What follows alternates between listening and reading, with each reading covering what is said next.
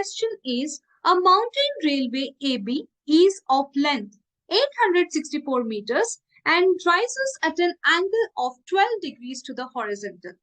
A train is 586 meters above the sea level when it is at A. Means this is 586 meters above the sea level. Now we need to calculate the height above the sea level when it reaches the point B.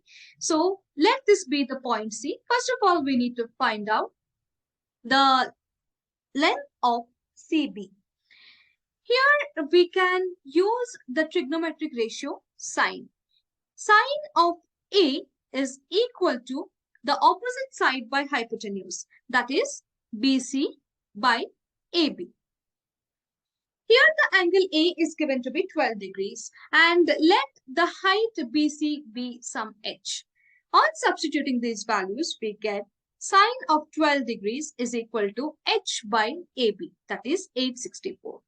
Therefore, the height is equal to sine 12 degrees times 864.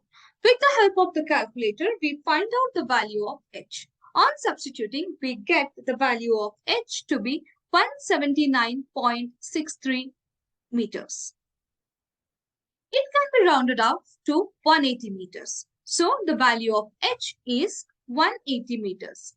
As we are asked the height above the sea level of the train when it reaches B, the total height becomes 586 meters plus 180 meters, which gives us the value 766 meters. Let us have a look towards the marking scheme of this question. On solving the question till here, that is on finding the height of the BC, we get 2 marks.